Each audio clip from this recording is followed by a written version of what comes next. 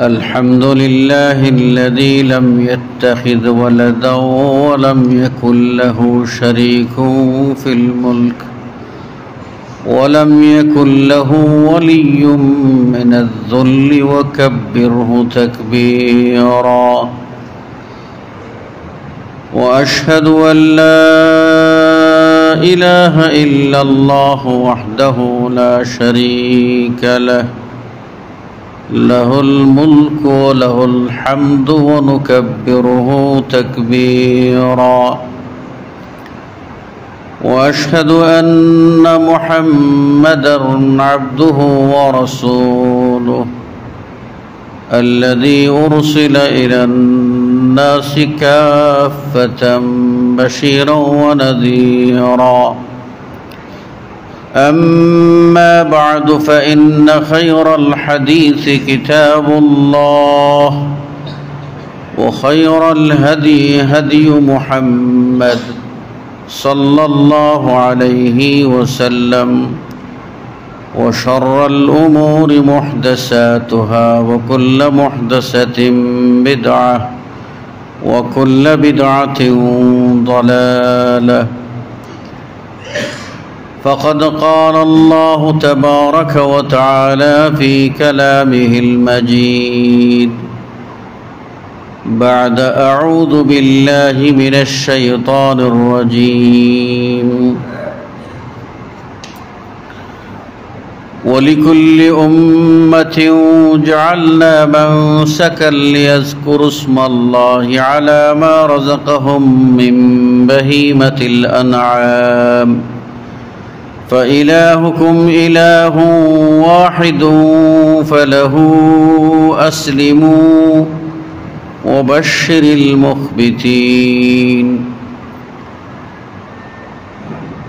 وقال النبي الأمين صلى الله عليه وسلم والذي رواه الصحابي الجليل عبد الله بن عباس رضي الله عنهما قال ما من أيام العمل الصالح أحب فيهن من هذه الأيام يعني العشر ذي الحجة رواه البخاري সম্মানিত মুসল্লিবৃন্দ, আল্লাহর শুকরিয়া যে আল্লাহ রাব্বুল আলামিন আমাদেরকে হারাম বা পবিত্র মাস সমূহে আজকের এই জুমআর সালাত আদায়ে উদ্দেশ্যে তার ঘর মসজিদে সমবেত হওয়ার তৌফিক দিয়েছেন। আলহামদুলিল্লাহ। আল্লাহ রাব্বুল আলামিন আমাদের প্রতি অতিশয় মেহেরবান, কিন্তু আমরা বুঝি না। তিনি আমাদেরকে যে সুযোগ সুবিধা দিয়ে থাকেন সেগুলি যদি আমরা বুঝতাম, উপলব্ধি করতাম এবং বাস্তবে রূপদান করতাম অর্থাৎ বাস্তবায়ন করতাম, তাহলে আমাদের জীবনে কোনো প্রকার হতাশা থাকতো না। আমরা প্রকৃত ঈমানদার হিসাবে আত্মপ্রতিষ্ঠা লাভ করতে পারতাম। আর পরকালের সুখবার্তা, পরকালের আনন্দ বার্তা সেটা আমাদের জন্য অবধারিত হয়ে থাকত। আল্লাহ রাব্বুল আলামিন আমাদের জন্য সুবর্ণ সুযোগ দিয়েছেন। তার মধ্যে অন্যতম একটি হলো জিলহজ মাসের প্রথম 10 দিন ইবাদতের অন্যতম মৌসুম। এই 10 দিনের গুরুত্ব বোঝাতে গিয়ে মহান আল্লাহ সূরা আল ফজর 30তম পারায় সেখানে আল্লাহ রাব্বুল আলামিন বলছেন ওয়ালায়ালিন আশর, আর শপথ 10 রাত্রের। আর সকল মুফাসসির এই মর্মে ঐকমত পোষণ করেছেন যে এখানে 10 রাত্রি বলতে জিলহজ মাসের প্রথম 10 দিন উদ্দেশ্য। রাত আগে আসে বিধায় আল্লাহ রাব্বুল আলামিন রাতের নাম নিয়েছেন। এর অর্থ দিন বাহিরে নয়, বরং দিন ও রাত মিলেই যে 10 দিন, সেটাই এখানে মুখ্য। বুখারীর হাদিসে এসেছে, সাহাবী আব্দুল্লাহ ইবনে আব্বাস রাদিয়াল্লাহু আনহুমা বলেন, রাসূলুল্লাহ সাল্লাল্লাহু আলাইহি ওয়াসাল্লাম ইরশাদ ফরমান, মা মিন আইয়ামিন আল আমালুস সালিহু ফীহিন্না আহাব্বু ইলাল্লাহ মিন হাযিহিল আইয়াম। জিলহজ মাসের প্রথম 10 দিনের নেক আমল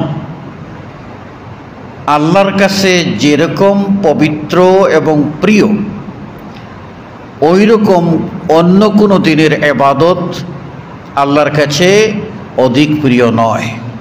তার মানে আল্লাহর কাছে সর্বাধিক, আপনারা ডিগ্রি পড়েছেন, ডিগ্রি আপনার এই পজিটিভ ডিগ্রি, কম্পারেটিভ ডিগ্রি আর সুপারলেটিভ ডিগ্রি। আল্লাহ রাব্বুল আলামিন এখানে সুপারলেটিভ ডিগ্রির কথা বলেছেন। আহাব্বু মানে সর্বাধিক প্রিয়, সবচেয়ে বেশি প্রিয় আল্লাহর কাছে এই 10 দিনের আমল। সেই 10 দিন হলো জিলহজ মাসের 1 তারিখ থেকে 10 তারিখ পর্যন্ত। বুখারী এর বিশ্ববিখ্যাত ব্যাখ্যা গ্রন্থ ফাতহুল বারী, যার অমর লেখক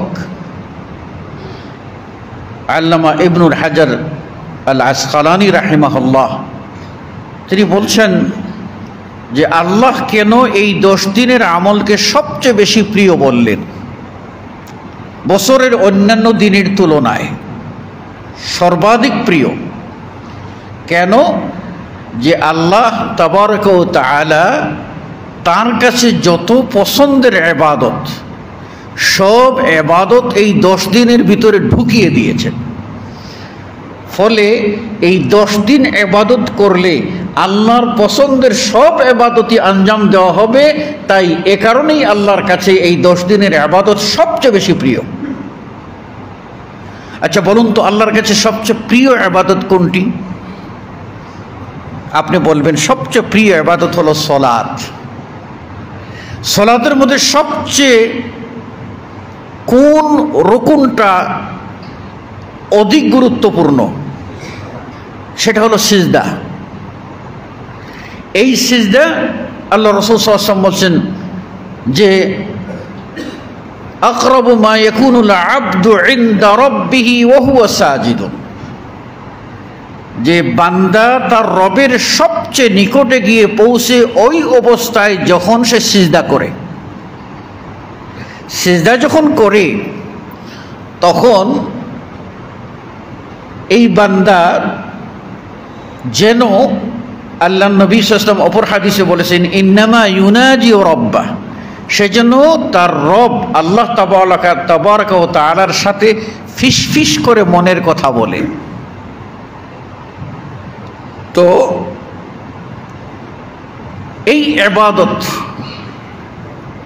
সাধারণত সব সময় 12 মাস, তো বিশেষ দিনগুলিতে বিশেষ গুরুত্ব রাখে।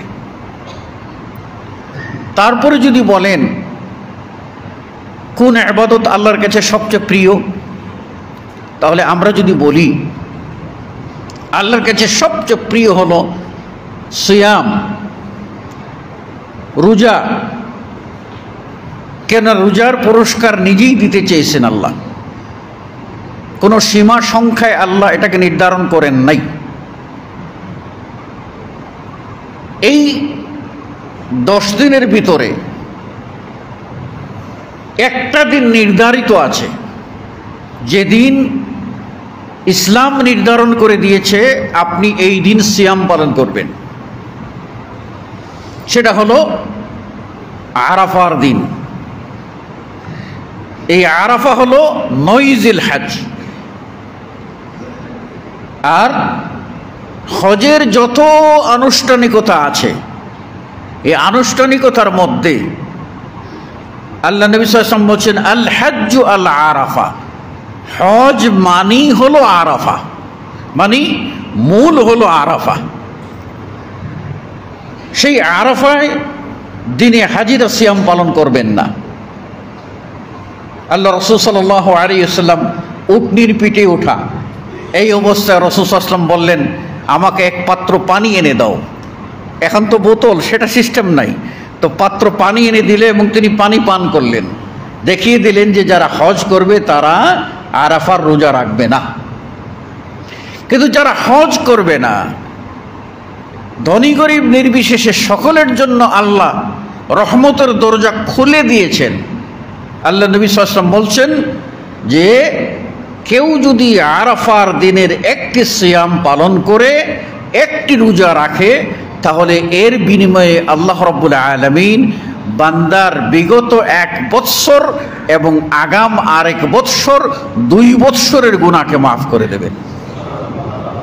এখন বান্দা একদিন একটা রোজা রেখে 12-14 ঘন্টা একটু না খেয়ে থেকে আল্লাহর ইবাদতের ভিতরে মশগুল থাকলে আল্লাহ যদি 2 বছর তার বেনিফিট দেন, আর কি চান আপনি?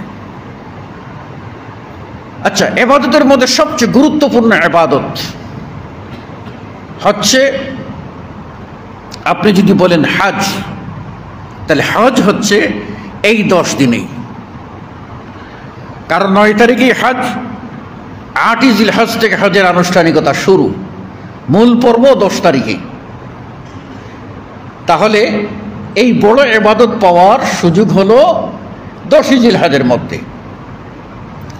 আচ্ছা, এর চেয়ে আল্লাহর কাছে প্রিয় কোন ইবাদত আছে? আল্লাহর কাছে প্রিয় ইবাদত আছে দান খয়রাত করা। দান খয়রাতটা এরকম প্রিয়, কারণ মাল দেখে আল্লাহ। আপনার ছোট বাচ্চা, তাকে আপনি চকলেট দেন, চকলেট দিলেন, চকলেট নিল আপনার কাছ থেকে, তারপরে বললেন যে আমাকে একটা চকলেট দাও তো, তখন কিন্তু বেশিরভাগ ছেলেরাই না না দেবে না। এর মধ্যে 2-1টা ছেলে পাবেন হঠাৎ করে বলবেন এই নাও, তো ওই চকলেটটাকে আপনি ফেরত দেবেন? বরং ওই চকলেটটা যে সে দিয়েছে ছোট বাচ্চাটা, খুশিতে বলবেন, তাকে ধন্যবাদ দিবেন আর বলবেন যে বাবা তুমিই খাও, তুমিই খাও, আমার খাওয়া হয়ে গেছে, আমি তোমাকে এবার 1টার বদলে 10টা দেব, বেশি করে তোমাকে চকলেট দেব। আমি চকলেটের প্রতি উৎসাহিত করছি না, কারণ এটা দাঁতের জন্য ভালো না, এটা স্বাস্থ্যের জন্য ভালো না। এই জন্য সন্তানদেরকে চকলেট থেকে অ্যাভয়েড করাবেন, দূরে রাখবেন। তো যাই হোক, যেটা বলতেছিলাম যে আল্লাহ দিয়েছেন মাল, এবার আল্লাহ বলছেন দে তো আমারে বান্দা।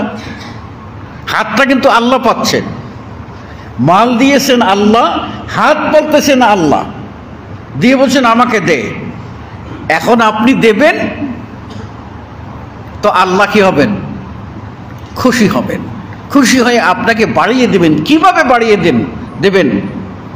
ওয়ায়ুমদিদকুম বিআমওয়ালিন ওয়া বানিনা ওয়া ইয়াজআল লাকুম আনহারা, তোমাদেরকে তিনি সন্তান দিয়ে বাড়িয়ে দেবেন এবং তোমাদেরকে মাল দিয়ে বাড়িয়ে দেবেন এবং তোমাদের জন্য স্রোতস্বিনীর ব্যবস্থা করবেন, ঝর্ণা। হয়তো স্রোতস্বিনী বাংলাটা কঠিন হয়ে যায়, যে নহর বা ঝর্ণা, যেগুলি দেখলে নয়ন শীতল হয়ে আসে, চোখ ঠান্ডা হয়ে যায়, সেই নয়ন আবিরাম আপনার সেই দৃশ্যাবলী আপনাকে উপভোগ করার সুযোগ দেবেন যদি আপনি আল্লাহকে দেন। আল্লাহ নেয়? আল্লাহ নেয় না। সুতরাং আল্লাহ আপনাকেই ফিরিয়ে দেয়। আচ্ছা, যদি বলেন এবাদতের মধ্যে সবচেয়ে বড় এবাদত কোনটি, গুরুত্বপূর্ণ? আল্লাহর জিকির। আল্লাহর জিকির হলো সবচেয়ে গুরুত্বপূর্ণ একটি ইবাদত। আর এই 10 দিনের ভিতরে আল্লাহর জিকির করার সুবর্ণ সুযোগ। সাহাবী আব্দুল্লাহ ইবনে ওমর রাদিয়াল্লাহু আনহুমা সহ কয়েকজন সাহাবী এরকম ছিলেন, জিলহজ মাসের চাঁদ দেখা গেলেই তারা তাকবীর দেওয়া শুরু করতেন। আল্লাহু আকবার, আল্লাহু আকবার, আল্লাহু আকবার, আল্লাহু আকবার, লা ইলাহা ইল্লাল্লাহু, আল্লাহু আকবার, আল্লাহু আকবার, ওয়ালিল্লাহিল হামদ। একদিকে যেমন এই বাক্যের মধ্যে আল্লাহর জিকির আছে, অন্যদিকে এই বাক্যের ভিতরে আল্লাহর একত্ববাদের ঘোষণা আছে, তাওহীদের ঘোষণা আছে। অন্যদিকে এই বাক্যের মধ্যেই বান্দার বিনয় অবনত হয়ে আল্লাহর কাছে নিজেকে সুপর্দ করার ঘোষণা রয়েছে। যখন বান্দা নিজেকে সম্পূর্ণ নীত করে একেবারে বিনয় অবনত হয়ে আল্লাহর কাছে নিজেকে সুপর্দ করে দিয়ে বলবে, আল্লাহ তোমারই তাওহীদের গুণ গাই, তোমারই ইবাদত করি, তোমার কাছেই সাহায্য চাই, তুমি আমার একমাত্র রব, বাঁচালেও তুমি, মারলেও তুমি, তোমার দয়া গুণে আমি বেঁচে আসি, তোমারই জন্য যাবতীয় প্রশংসা, সব কিছুই তো তুমিই মালিক। আল্লাহ তখন খুশি হন, বান্দা আমার প্রশংসা করেছে। শোনেন, আল্লাহ নবী সাল্লাল্লাহু আলাইহি ওয়াসাল্লাম বলছেন যে একজন ব্যক্তি আপনার দোয়া করছে, আল্লাহ আমাকে এই দাও সেই দাও। দোয়ার মধ্যে মানুষ কি চায়? তার মনের চাহিদা। সে চায় অভাব দূর করার কথা, সুস্থতার কথা চায়, সে সন্তান সন্ততির মঙ্গল চায়, পিতামাতার জন্য মাগফিরাত চায়, সে তার ব্যবসা বাণিজ্যে বরকত চায়, এগুলি তার চাওয়া। একজন বান্দা চাইতেছে, আর আরেকজন বান্দা বলতেছে, আল্লাহ তুমি রহমান, তুমি গফফার, তুমি সত্তার, তুমি রাজাদিরাজ, তুমি সব কিছুর মালিক। আল্লাহর প্রশংসা করতেছে। আল্লাহ নবী সাল্লাল্লাহু আলাইহি ওয়াসাল্লাম বলেন, যে লোক প্রার্থনা করতেছে আল্লাহ চাইলে তাকে দিতেও পারেন, চাইলে তাকে নাও দিতে পারেন। পক্ষান্তরে যে আল্লাহর প্রশংসায় পঞ্চমুখ, তাকেই আল্লাহ রাব্বুল আলামিন তার প্রতি খুশি হয়ে তার যত মনের চাওয়া মুখ দিয়ে না বললেও সেটা আল্লাহ পূরণ করে দেবেন। তো এই ইবাদতগুলির সুযোগ রয়েছে। তার মধ্যে অন্যতম ইবাদত হচ্ছে আল্লাহর ওয়াস্তে পশু কুরবানি। পশু কুরবানিটা এটা হলো আল্লাহর ওয়াস্তে আল্লাহকে সন্তুষ্ট করার জন্য রক্ত প্রবাহিত করা। এটার ভিতরেই হচ্ছে আল্লাহর তাওহীদ, একত্ববাদ। কারণ আল্লাহ রাব্বুল আলামিন বিধান দিয়েছেন যে এই প্রাণীগুলি জবাই করবে আল্লাহর নামে, আমাদের পক্ষ থেকে। আমরা যারা কুরবানি দাতা, আমাদের নামে কুরবানি নয়। অনেকে বলে আমাদের নামে কুরবানি, বা 7 শরীকে দিল 7 জনের নামে কুরবানি। নামে কুরবানি নয়, 7 জনের পক্ষ থেকে কুরবানি, একজনের পক্ষ থেকে কুরবানি। নামটা হবে আল্লাহর, আল্লাহর নামে আমার পক্ষ থেকে, আল্লাহর নামে হাজী সাহেবের পক্ষ থেকে। নিজের নাম নেমের আর বলবেন কি বলবেন? বিসমিল্লাহি আল্লাহু আকবার। একদিকে আল্লাহর নাম নেবেন, বলবেন বিসমিল্লাহ, আল্লাহর নামে শুরু করছি। আর আল্লাহ তোমার বড়ত্ব, তোমার মহত্ব প্রকাশ করার জন্য তোমার দেওয়া নিয়ামত, তোমার দেওয়া একটা প্রাণী তুমি বিধান করে দিয়েছো, সেই বিধানকে আমি শিরোধার্য করে আমি বললাম আল্লাহু আকবার, তোমারই তোরে তাকবীর ঘোষণা করলাম। কবি নজরুল কি বলেছিলেন? আল্লাহু আকবার ধ্বনি, আল্লাহু আকবার ধ্বনি, এই তো আমার জিহাদ বাণী, সেই তো তাকবীর। আল্লাহ বলছেন ওরাব্বাকা ফাকাব্বির, তুমি তোমার রবের জন্য তাকবীর ঘোষণা করো। দুর্ভাগা মুসলিম, আমরা এই জিলহজ মাসের 1 তারিখ থেকে শুরু করে কোরবানি পর্যন্ত, কোরবানির পরে আইয়ামে তাশরিকের 3 দিন পর্যন্ত আমরা কিন্তু তাকবীর কেউ মুখে তুলে তুলে আমরা বলি, নিজের ইমানের চাকিদে আমরা তাকবীর বলি না। আরেকটা বিষয় হলো, ঈদের দিনেও আমরা তাকবীর বলি না। ঈদের দিনেও আমরা তাকবীর বলি না। ঈদের মাঠে কেউ স্মরণ করিয়ে দিতে হবে, হয় যিনি ঈদের সালাত আদায় করাবেন তিনি করবেন, অথবা তার পক্ষ থেকে কোনো অ্যাসিস্ট্যান্ট করবেন, কোনো মসজিদের মুয়াজ্জিন করবেন, তিনি মাইক নিয়ে এই তাকবীর দিন, আল্লাহু আকবার, আল্লাহু আকবার, লা ইলাহা ইল্লাল্লাহ, আল্লাহু আকবার, আল্লাহু আকবার, ওয়ালিল্লাহিল হামদ, আমরাও তখন বলি। এটাও ইসলামের বিধান না, বিধান নিজের তাগিদে বলবেন। আল্লাহ রাসূল সাল্লাল্লাহু আলাইহি ওয়াসাল্লাম যখন হাজির হয়ে যেতেন ইমাম হিসাবে, তাকবীর বন্ধ, তাকবীর বন্ধ। কাজেই যিনি ইমাম তিনি হাজির হয়ে যাবেন, তাকবীর বন্ধ হয়ে যাবে। সম্মানিত মুসল্লিবৃন্দ, তাহলে আমরা যদি বলি সলাতের মতো গুরুত্বপূর্ণ ইবাদত, সিয়ামের মতো গুরুত্বপূর্ণ ইবাদত, দান সদকার মতো গুরুত্বপূর্ণ ইবাদত, আল্লাহর জিকিরের মতো গুরুত্বপূর্ণ ইবাদত, তাওহীদের ঘোষণার মতো গুরুত্বপূর্ণ ইবাদত, কোরবানির মতো গুরুত্বপূর্ণ ইবাদত, হজ্জের মতো গুরুত্বপূর্ণ ইবাদত, এই সব ইবাদতের সমাহার ঘটেছে এই 10 দিনে। কাজেই এই 10 দিনের আমল আল্লাহর কাছে সর্বাধিক প্রিয়। আপনাদের জানিয়ে রাখি যে আগামী 7 জুন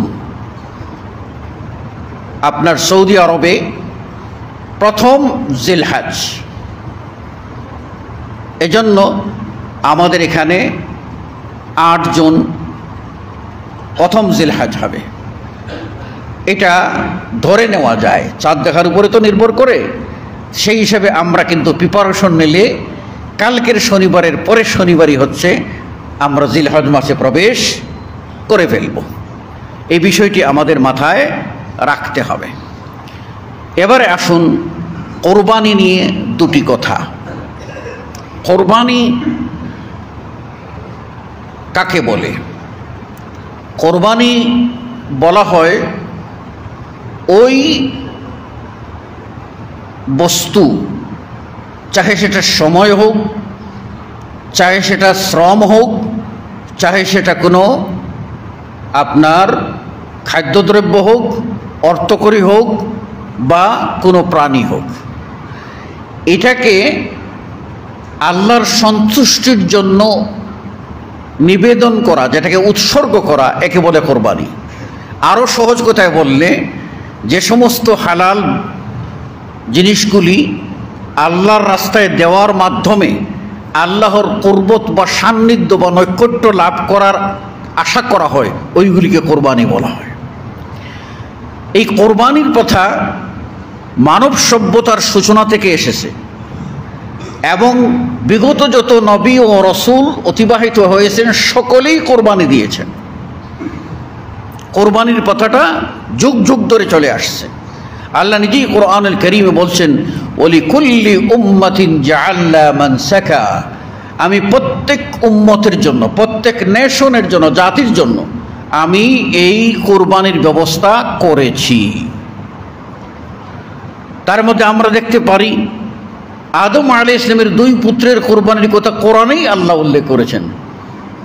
ওয়াতলু আলাইহিম নাবা ইবনাই আদম ইয কাররাবা কুরবানান ফাতুকব্বিলা মিন আহাদিহিমা ওয়া লাম ইউতাকাব্বাল মিন আখার।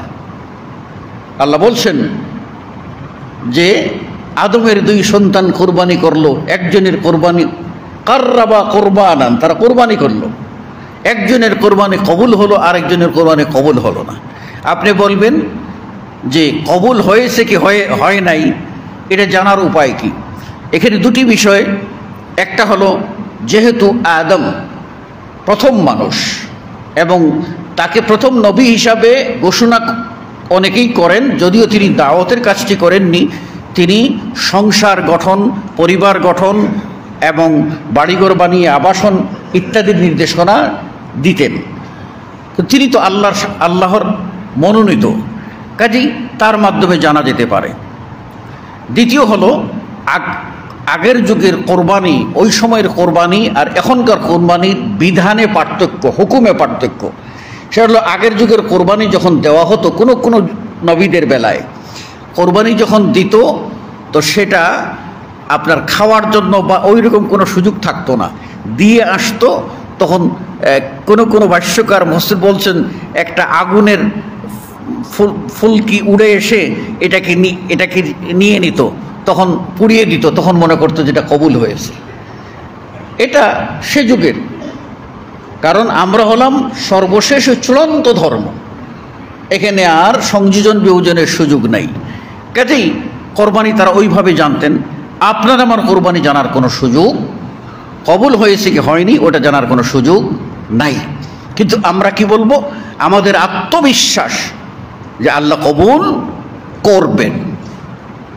আল্লাহ রাসূল সাল্লাল্লাহু আলাইহি ওয়াসাল্লাম দোয়া করতেন আর বলতেন আমার আত্মবিশ্বাস আল্লাহ কবুল করবেন। তা আপনার আত্মবিশ্বাস আল্লাহ কবুল করবেন। কোরবানি এটাকে আপনার হাদিসের ভাষায় উযহিয়া বলা হয়। উযহিয়া বলা হয় যেটা হলো সূর্য ওঠার পরে যখন তাপটা হালকা পিঠে লাগে ওই সময়ে ওই প্রাণী জবাই করা হয় বলে এই সময়ের প্রতি নির্দেশ করে এটাকে উযহিয়া বলা হয়েছে। এক্ষণে কোরবানি, পশু কোরবানির আনুষ্ঠানিকতা শুরু হয় ইব্রাহিম আলাইহিস সালাম এর মাধ্যমে। আল্লাহ রাব্বুল আলামিন তাকে ওয়াফাদাইনাহু বিযিবহিন আযীম, সে পুত্র ইসমাঈলকে কোরবানি করতে গেলে আল্লাহ রাব্বুল আলামিন বললেন হয়ে গেছে, তুমি যখন রাজি তো আমার হয়ে গেছে পাওয়া, এখন আর লাগবে না, তোমার পরীক্ষায় তুমি পাশ করেছো, এই নাও। আল্লাহ রাব্বুল আলামিন বলেন ফাদাইনাহু বিযিবহিন আযীম, বড় একটা প্রাণী জবাই করার জন্য আমি তাকে হাদিয়া দিলাম। তখন ইব্রাহিম আলাইহিস সালাম এটা জবাই করলেন। এরপরে বললেন ও তারাকনাহু লিল আখিরিন, আর এই রীতিটা, এই আমলটা একেবারে শেষ যুগ পর্যন্ত আমি এটা জারি রাখলাম। তাহলে আদম থেকে এটা ধারাবাহিকতা জারি হয়ে আসছে। আমাদের নবী মুহাম্মদ রাসূলুল্লাহ সাল্লাল্লাহু আলাইহি ওয়াসাল্লাম নিজে কোরবানি দিয়েছেন, তার সাহাবাগণ কোরবানি দিয়েছেন। এক্ষুনি প্রশ্ন হলো কোরবানি দেওয়া এটা কি সুন্নত না ওয়াজিব? একদল আলেমের মতে কোরবানি দেওয়া হলো ওয়াজিব। তারা বলছেন যে কোরবানি দেওয়া ওয়াজিব, তার দলিল হিসাবে তারা নিয়েছেন আল্লাহ রাসূল সাল্লাল্লাহু আলাইহি ওয়াসাল্লাম নিজে কোরবানি দেওয়ার নির্দেশ দিয়েছেন এবং বলছেন মান লাহু সাআহ ওয়া লাম ইউযাহি ফালা ইয়াকরাবান্না মুসাল্লানা, যার কোরবানি দেওয়ার তৌফিক আছে অথচ যে কোরবানি দিল না সে যেন আমাদের মুসলিমদের ঈদগাহে না আসে। এই কথা দ্বারা আপনার বোঝা যায় যে রাসূল সাল্লাল্লাহু আলাইহি ওয়াসাল্লাম কোরবানির প্রতি কত গুরুত্ব দিয়েছেন। আবার সূরাতুল কাউসার এর এই আয়াত ফাসাল্লি লিরাব্বিকা ওয়ানহার, তুমি তোমার রবের জন্য সালাত আদায় করো এবং নাহর করো। নাহর হলো আপনার উট কুরবানির, এই কুরবানি করো। তো এই কোরবানি এটা হলো আদেশ দ্বারা আবশ্যক বোঝায়, সেই হিসাবে একদল আলেম এটাকে বলেছেন ওয়াজিব। তবে বিশুদ্ধ মতে এটা হলো সুন্নতে মুআক্কাদা, অত্যন্ত গুরুত্বপূর্ণ একটি সুন্নত ইবাদত। কেন রাসূল সাল্লাল্লাহু আলাইহি ওয়াসাল্লাম বলেছেন যার সামর্থ্য আছে অথচ কোরবানি দিল না সে আমাদের ঈদগাহে যেন না আসে? তার অর্থ হলো সামর্থ্য থাকার পরেও কোরবানি না দেওয়াকে রাসূল সাল্লাল্লাহু আলাইহি ওয়াসাল্লাম ঘৃণা করেছেন। ওই লোক ঈদের সালাতে যাবে না এটা মুখ্য নয়, মুখ্য হলো সে যাক, কিন্তু তার এই সামর্থ্য থাকা সত্ত্বেও কোরবানি না দিয়ে এই ঈদগার মাঠে আসে লাভ কি? এটাকেই পরোক্ষভাবে বোঝাইছেন। অর্থ যে সামর্থ্য থাকলে অবশ্যই কোরবানি দিতে হবে। উপরন্তু রাসূল সাল্লাল্লাহু আলাইহি ওয়াসাল্লাম তার বিদায় হজ্জে 10ম হিজরিতে মিনায় মানহার কোরবানি করার জায়গায় আল্লাহ রাসূল সাল্লাল্লাহু আলাইহি ওয়াসাল্লাম 100 উট কোরবানি দিয়েছিলেন, যেখানে একটি পরিবারের পক্ষ থেকে একটি খাসি অথবা একটি দুম্বা দিয়ে দিলেই হয়ে গেল, অথবা গরুর 7 ভাগের 1 ভাগ দিয়ে দিলেই হয়ে গেল। উটের এক হাদিসে 10 ভাগের 1 ভাগ আছে, আর এক হাদিসে 7 ভাগের 1 ভাগ আছে। তো 7 ভাগের 1 ভাগ দলে দিয়ে দিলে হয়ে গেল। সেখানে রাসূল সাল্লাল্লাহু আলাইহি ওয়াসাল্লাম 100 উট কুরবানি দিলেন কেন? এখানেই আল্লাহ রাসূল সাল্লাল্লাহু আলাইহি ওয়াসাল্লাম উম্মতকে যে মেসেজটা দিয়ে যাচ্ছেন যে সুন্নত মনে করে এটাকে উড়িয়ে দিও না। এটা সেই আদম থেকে শুরু করে আসা রীতি, আর ইব্রাহিম থেকে শুরু করে আসা হলো প্রাণী কুরবানি দেওয়া। সুতরাং এটাকে তুচ্ছ মনে করিও না, এটা দাও। আল্লাহ রাসূল সাল্লাল্লাহু আলাইহি ওয়াসাল্লাম নিজ হাতে 63টি উট নহর করেছেন, আর 37টা উট আলী রাদিয়াল্লাহু আনহুকে দিয়ে করিয়েছেন। এখানেই দলিল হলো যার পশু তিনি কোরবানি দেবেন। তিনি যদি কোরবানি না দিতে পারেন, তার শারীরিক সক্ষমতা না থাকে, অথবা রক্ত দেখলে ভয় পান, শারীরিক ফিটনেস নাই, তাহলে তিনি এই ক্ষেত্রে তার স্থলাভিষিক্ত নিয়োগ করতে পারেন যে তিনি তার পক্ষ থেকে কোরবানি দিয়ে দেবেন। এখন কোরবানির কোনো দোয়া আছে কি? আমাদের সমাজে প্রচলিত আছে, যেটা আমি বারবার বলেছি, যে আপনার মসজিদের ইমাম সাহেব কোরবানির পশু জবাই করবেন, সমাজে প্রচলিত আছে। এবং ইমাম মুয়াজ্জিন তারা কোরবানির পশু জবাই করবেন। আর জবাই করলে প্রত্যেকটা কোরবানির পশু থেকে ইমাম সাহেবকে হয় মাথাটা দিয়ে দিতে হবে, না হয় একটা রান দিয়ে দিতে হবে। ইমাম সাহেব এটা নেবেন। আর যদি মাথা ও রান না দেন, কমপক্ষে 200 থেকে 500 টাকা ইমাম সাহেবকে দিতে হবে। এটা হলো সমাজের প্রচলিত প্রথা। এই জন্য দেখেন না, গত বছর এক লোক কোরবানি দিতে গেছে, কিন্তু জায়গা নিয়ে দ্বন্দ্বের কারণে সমাজের অন্য লোকেরা বাধা দিয়েছে, ইমাম সাহেবকে আসতে দেয় নাই। এখন সে কোরবানি দিতেই পারে নাই, গরুটা নিয়ে বসে আছে, সন্ধ্যা হয়ে গেছে, আসে না। পাশের মসজিদের ইমাম সাহেবকে ডাকছে, পাশের মসজিদের ইমাম সাহেব বলছে, আমি যদি ওখানে যাই তাহলে আমার বর্ডার ক্রস হয়ে যাবে, আমারও ইমামতি যাবে, আমি ভাই যেতে পারবো না। লোকটা কোরবানি দিতে পারে না, কান্তাছে। এখন বেওকুফ, বেওকুফ, দলিল জানো না, শরীয়ত জানো না, দিন জানো না, ব্যবসা জানো, বাণিজ্য জানো, কারবারে জানো, ছেলে একটার পর একটা হচ্ছে, আর তাদেরকে বিয়ে শাদী দেওয়া জানো, সবই পারো, কিন্তু তুমি এটা জানো না যে তোমার পশু কোরবানি তুমি বাপ বেটা ধরে, না পারলে এখানে বউকে লাগাও ধরে, বিসমিল্লাহ আল্লাহু আকবার, তুমি মেরে দাও, হয়ে গেল কোরবানি। না জানার কারণে এখন কান্দে, আমার বাচ্চারা ঘরে গোস্ত খাইতে পারলো না, আরে গোস্ত খাইতে পারলো না, কোরবানি দিতে পারলাম না, কেন এটা হবে? এবার আসেন, এই কোরবানির পশু এর জবাই করার পরে কোরবানিটা যখন একেবারে প্রাণীটা নিস্তেজ হয়ে যাবে, অর্থাৎ প্রাণটা চলে গেছে, প্রাণ থাকা অবস্থায় তার গায়ে ছুরি চালানো, তার ফুরকাটা, ঠ্যাংকাটা, এটা ওটা করা সবটাই হলো নিষিদ্ধ। প্রাণ চলে যাওয়ার পরে এটা কাটাকাটির জন্য আপনি করুন, আপনি পারছেন না কর্মচারী নিয়োগ করুন। কিন্তু সমাজে এইরকমও আছে, গরিব মানুষ, প্রতিবেশী কোরবানি দেয় না, তখন তারে বলে, এই কালকে আমার কোরবানিতে থাকবি, তোরে একটু গোস্ত টুস্ত পুষাইয়া দিব। পোষাই দেবো মানে একটু গোস্ত দিয়ে দিব, তোর করে তো তুই তোর কোরবানি দিবি না, তা আমি পোষাই দেব। এটা হারাম। কারণ কোরবানিটা কার? যখন যেদিন থেকে আপনি কোরবানি স্থির করে ফেলেছেন যে এইটা কোরবানি দেবো, এটা কোরবানি দেবো, সেদিন থেকে এটা আল্লাহর হয়ে গেছে, আপনার না, ওটার আপনার না। সেজন্য কোরবানির কোনো গোস্ত বিক্রি করা যাবে না। কোরবানির চামড়া আপনি নিজে বিক্রি করে খাবেন, ওটা খাওয়া যাবে না। আপনি যদি প্রয়োজন মনে করেন তাহলে ওটা আপনার লবণ দিয়ে ঘষে খার করে উঠিয়ে আপনি চামড়াটা শীতের জন্য ব্যবহার করতে চান, আপনি গরিব মানুষ, ব্যবহার করতে পারবেন আপনি, কিন্তু আপনি বিক্রি করতে পারবেন না।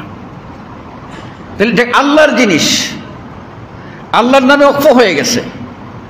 এই জন্য কোরবানির পশু কেউ নির্ধারণ করলো, নির্ধারণ করার পরে মনে করলো যে না, এটা নির্ধারণ করছিলাম, এটা কিনছিলাম, এটা বেশ ছেলেরা পছন্দ করতেছে না, এটা একটু চেঞ্জ করে আরেকটা নিয়ে নেই, এটাও ঠিক না। এমনকি কেউ যদি গাভী কোরবানি করে, গাভী নির্ধারণ করে ফেলে কোরবানির, এরপরে গাভীর বাচ্চা হয়, আল্লাহ রাসূল সাল্লাল্লাহু আলাইহি ওয়াসাল্লাম বলছেন মায়ের জবাইয়ের সাথে, অর্থাৎ গাভীর জবাইয়ের সাথে বাচ্চাটা জবাই হয়ে গেলে যথেষ্ট। আর যদি বাচ্চা জবাই না হয় তাহলে বাচ্চাকে আলাদা জবাই করতে হবে, ওই গাভী পরিবর্তন করা যাবে না। এবং ওই বাচ্চার গোশত আপনার খেতে নির্দেশ আছে, আপনি খাবেন। আমাদের সমাজে তো এমন, এই ঘটনা যদি ঘটে বাড়ির মহিলারা টের পাওয়ার আগেই কোনো মতো ওইটাকে খুব খালে বিলে কোথাও ফেলে দিয়ে জান বাঁচায়, না হলে ইজ্জত থাকবে না। কিন্তু শরীয়তটা পরিষ্কার করে বলে দিয়েছে, এটা খেয়াল করতে হবে। তো কোরবানির পশু আপনি নির্ধারণ করে ফেলেছেন, এই পশুগুলি কাটাকাটির জন্য এইটার কোনো অংশ আপনি বিক্রি যেমন করতে পারবেন না, আপনার শ্রমের বিনিময়েও কাউকে দিতে পারবেন না। এজন্য সহিহ মুসলিমের হাদিস, আলী রাদিয়াল্লাহু তাআলা আনহুকে আল্লাহ রাসূল সাল্লাল্লাহু আলাইহি ওয়াসাল্লাম বললেন, আলী নিজেই বলছেন, আমারানি রাসূলুল্লাহ সাল্লাল্লাহু আলাইহি ওয়াসাল্লাম আন আকিফা আলা বুদনাহ, আল্লাহ নবী সাল্লাল্লাহু আলাইহি ওয়াসাল্লাম আমাকে নির্দেশ দিলেন আল্লাহ নবীর যে উট কুরবানি দিয়েছেন ওইটার কাছে যেতে, দায়িত্ব পালন করতে। আর বললেন, আল্লাহ নবী সাল্লাল্লাহু আলাইহি ওয়াসাল্লাম বললেন এটা বিক্রিও করবে না, এটা খাবে, এটা বিক্রি করবে না, এবং ও আল্লাহ নুতিয়াল জাযিরা মিনহু শাইআ, এবং যারা আপনারা কাটাকাটি করে শ্রমিক তাদেরকে যেন কোরবানির পশু থেকে কোনো কিছু না দেয়। আলী রাদিয়াল্লাহু বলছেন কুন্না নুতি মিন ইনদানা, আমরা আমাদের নিজেদের পকেট থেকে আলাদা পারিশ্রমিক দিতাম। সুতরাং আপনার পারিশ্রমিক লাগবে, আপনার আপনি পারছেন না, একজন শ্রমিক লাগবে, শ্রমিকের আপনি চুক্তি করে নেবেন তার কত দিতে হবে, চুক্তি করে নিয়ে তাকে দিয়ে কাজটা করাবেন, এই টাকাটা আপনার কোরবানির বাইরে যাবে। এটা আপনার পক্ষ থেকে, মানে কাটার কথা ছিল আপনার, আপনি পারতেছেন না, সুতরাং আপনি অন্যকে দিয়ে কাটাবেন, কিন্তু কোরবানির গোশত দিয়ে বা কিছু অংশ বিনিময় দিয়ে কাটাতে পারবেন না। তবে উলামারা এই ব্যাপারে একমত হয়েছেন, যদি ওই লোক দরিদ্র হয় আর তার পারিশ্রমিক চুকিয়ে দেওয়ার পরে, সে শ্রমিক কাটাকাটি করলো, তার চুক্তি হলো, তো তাকে 1000 টাকা দেওয়া হবে, কথার কথা। এই 1000 টাকা তাকে বুঝিয়ে দেওয়ার পরে তাকে যদি কোরবানি, গরিব মানুষ হিসাবে তার ফ্যামিলিতে কোরবানির গোশত দেওয়া হয় কিছু, তাহলে এটা জায়েজ, এটা জায়েজ। খবরদার তোমাকে একটু বুঝাই বেশি করে দিমু, ভালো করে কাটো না, ওটা বলা যাবে না। কারণ তার দায়িত্ব ওই যে চুক্তি নিয়েছে, চুক্তিতে ভালো করে কাটবে, এটাই হলো তার দায়িত্ব। না করলে সে হবে খাইন, খেয়ানতকারী, আর খেয়ানতকারীরা মানে আল্লাহর প্রিয় হতে পারে না। মুসল্লিয়ানে কেরাম, সময় সংক্ষিপ্ত, আমি আপনাদেরকে বলবো কোরবানির পশু জবাই করবেন কখন? ঈদের সলাতের পর।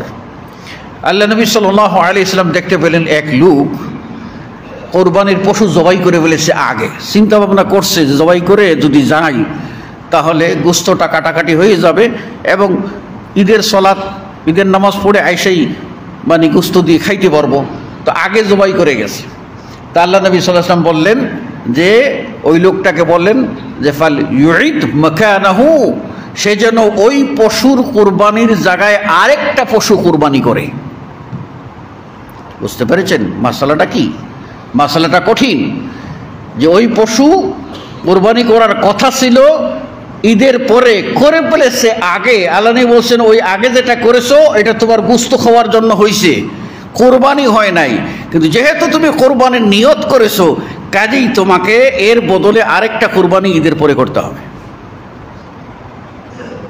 নিয়ত করে খেলা করা যাবে না, অনেকেই সুবিধা মতো চেঞ্জ করে ফেলে, এটা করা বিধান না। ভালো করে এই মাসলাটা বোঝার চেষ্টা করবেন।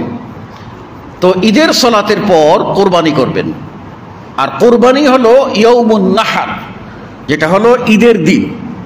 এই দিনটাকে আল্লাহ রাব্বুল আলামিন বলছেন যে আল হজ্জুল আকবার, সবচেয়ে বড় হজ যারা পশু কোরবানি করে তাদের জন্য। আমরা যারা হজে যাব না তাদের জন্য এখানে কোরবানির যে দিনটা, এটাই হজের মতো একটি দিন। সেই দিনে আমরা কোরবানি যে করব, এই কোরবানিটা আমরা প্রথম দিনেই করব। তবে ঈদের পরে আরো 3 দিন সূর্য ডুবার আগ পর্যন্ত, অর্থাৎ 11, 12, 13 তারিখ সূর্য ডুবার আগ পর্যন্ত কোরবানি করা জায়েজ। আপনি প্রথম দিন পারেন নাই, দ্বিতীয় দিন করেন, দ্বিতীয় দিন পারেন নাই, তৃতীয় দিন করেন, তৃতীয় দিন পারেন নাই, চতুর্থ দিন করেন। তাহলে 4 দিন পর্যন্ত মোট কোরবানি করা যায়। তো একটা কথা মনে রাখতে হবে যে কোরবানির 2টা অংশ আছে। একটা হলো আল্লাহকে সন্তুষ্ট করা, সুন্নত মোতাবেক হতে হবে। আর দ্বিতীয় একটা অংশ হলো পরিবার পরিজনের মধ্যে একটা আনন্দ, খুশি, এটাও তাদেরকে শরীক রাখতে হবে যে কোরবানি আমরা দিয়েছি। তবে এই ক্ষেত্রে মনে রাখতে হবে যে পরিবার পরিজনকে সুখী করার দিকটা যদি বেশি অগ্রাধিকার পেয়ে যায় আল্লাহকে খুশি করার চেয়ে, তাহলে আপনার কোরবানি আল্লাহর দরবারে কবুল হবে না। এই মর্মে আমি কয়েকটি আয়াতের তর্জমা করে শেষ করছি খুতবা, ভালো করে খেয়াল করবেন। আল্লাহ রাব্বুল আলামিন বলছেন যে ওলিকুল্লি উম্মাতিন জাআলনা মানসাকা, প্রত্যেক উম্মতের জন্য আমি কোরবানির ব্যবস্থা করেছি। লিয়াজকুর ইসমাল্লাহি আলা মা রাযাকাহুম মিন বাহিমাতিল আনআম, আমি যে চতুষ্পদ জন্তু তাদেরকে রিজেক বানিয়ে দিয়েছি, এইগুলি কি যেন তারা খেয়ে আমার নাম নিয়ে খায়, বিসমিল্লাহ বলে খায়। আর ফা ইলাহুকুম ইলাহুন ওয়াহিদ, আর তোমাদের ইলাহ একমাত্র আল্লাহ, তিনি একক। ফালাহু আসলিমু, তার তোরেই তোমরা বশ্যতা স্বীকার করো, সারেন্ডার হও। ওবাশশিরিল মুখবিতিন, আর যারা বিনয়ী হইয়া আল্লাহর কাছে নতি স্বীকার করে তাদেরকে তুমি সুসংবাদ দিয়ে দাও। এটা ঘোষণা দিয়েছেন আল্লাহ তার নবীকে। এরপর আয়াতে বলছেন এই যে মুখবিত বা বিনয়ী, এই বিনয়ী মানুষ কারা, তার মধ্যে কি কি গুণ থাকবে? আল্লাহ রাব্বুল আলামিন বলেন আল্লাযীনা ইযা যুকিরাল্লাহু ওয়াজিলাত কুলুবুহুম। 1 নম্বর গুণ হলো যারা বিনয়ী মানুষ, যাদের জন্য সুসংবাদ। এই মানুষের প্রথম বৈশিষ্ট্য হলো আল্লাহর আয়াত, আল্লাহর নাম, আল্লাহর কোনো সিফাত, আল্লাহর কোনো গুণ, বড়ত্বের কথা উল্লেখ করলে তার অন্তরে দাগ কাটে, অন্তরে দাগ কাটে, থেমে যায়, মনটা গলে যায়। এই ইলে প্রথম গুণ। অনেকে এরকম পাষাণ আছে, একেবারে আল্লাহর কথা বলে আরে জাহান্নাম দে, তোর জাহান্নাম কি, মানে জাহান্নামের ভয় দেখাইলে বলে ওর জাহান্নাম কিছুই না, জামুকা জাহান্নামে অসুবিধা কি, মামার বাড়ি যাইবো আর কি বেড়াইতে, জাহান্নাম কি জিনিস। এইরকম জাহেল আছে। আপনি জানেন কাব ইবনুল আহবার রাহিমাহুল্লাহ বলেছেন লাউ কুনতা ফি শারকিদ দুনিয়া, দুনিয়ার যদি তুমি পূর্ব প্রান্তে থাকো আর জাহান্নামের আগুনটাকে যদি পৃথিবীর পশ্চিম প্রান্তে, তুমি পূর্ব প্রান্তে আর পশ্চিম প্রান্তে জাহান্নামের আগুন থাকে, আর ওই যে ডেক যেখানে তুমি রান্না করো, জাহান্নামের ঢাকনা, ডেকের উপরে ঢাকনা দাও না, এই ঢাকনাটা যদি হালকা খুলে দেওয়া হয়, ওখান থেকে যে তাপমাত্রা বের হবে, তুমি পৃথিবীর পূর্ব প্রান্তে থাকলে সেখানে গিয়ে তোমার মগজ গলে উতরে পড়ে যাবে। একেবারে বলি যে জাহান্নাম কি, কিছুই বুঝি না। আল্লাহর ভয়ে অন্তর কাঁপতে হলে 1 নম্বর। 2 নম্বর ওয়াসসাবিরিনা আলা মা আসাবাহুম, যে কোনো বিপদ মুসিবত আসলে সবর করবে, বিপদ মুসিবত আসলে সবর করবে। সবরটা কি?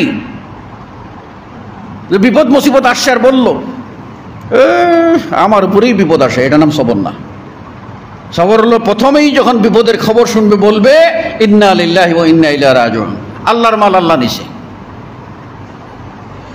করো মানে এইরকম আল্লাহকে দোষারোপ করা, আল্লাহ আর দেখলো না, আল্লাহ আর এই করলো না, আমারই ক্ষতি করলো, আমি কত ভালো মানুষ, আমি কত দান খয়রাত করি, তারপরেও বিপদ সিপদ আমার উপর দিয়ে আইলো, আমার উপর দিয়ে ঝড় আইলো, আল্লাহকে বিচার করা জানে না। নাউযুবিল্লাহি মিন যালিক। ঈমান থাকবে? থাকবে না। ঈমান থাকবে না। ঈমান কি পাইছেন যে সিটি কর্পোরেশন থেকে একটা কার্ড নিলেন আর বললেন যে ওইটাই হয়ে গেল আপনার ঈমানের কার্ড, তাই না? এটা না, ভালো করে বুঝে নিয়েন। 2 নম্বর বৈশিষ্ট্য বলছে। 3 নম্বর ওয়াল মুকিমি আস-সালাহ, সালাত কায়েমকারী। 4 নম্বর ও মিম্মা রাযাকনাহুম ইউনফিকুন, আমি যা রিজিক দিয়েছি সেই রিজিক থেকে যারা খরচ করে ব্যয় করে। এই 4টি গুণ। 1 নম্বর, আল্লাহর আয়াত শুনলে, নাম শুনলে অন্তর গলে যায়। 2 নম্বর, সে বিপদ মুসিবতে সবর করে। 3 নম্বর, সালাত আদায় করে। 4 নম্বর, আল্লাহর পথে খরচ করে। এই কাজ যদি করে তাহলে সে হবে ওই মুখবিত বা বিনয়ী মানুষ। এরপরে আল্লাহ রাব্বুল আলামিন বলছেন, ওয়াল বুদনা জাআলনাহা লাকুম মিন শাআইরিল্লাহ, উটকে আমি তোমাদের জন্য নিদর্শন করেছি, আল্লাহ নিদর্শন করে দিয়েছি। ফিহা খায়র, তাতে কল্যাণ আছে। তারপরে বলছেন ফাজকুরু ইসমাল্লাহি আলাইহা সাওয়াফা, যখন সারিবদ্ধ হয়ে উটগুলিকে দাঁড় করাবে তখন আল্লাহর নাম নেবে। উটকে কিন্তু জবাই করা হয় না, উটকে নাহার করা হয়। আর উট দাঁড়ানো অবস্থায় তার বক্ষ দেশে আপনার ছুরি দিয়ে ঘাই দিতে হয়, উটকে বাঁধতেও হয় না। হ্যাঁ, এইরকম আল্লাহর একটা নিদর্শন।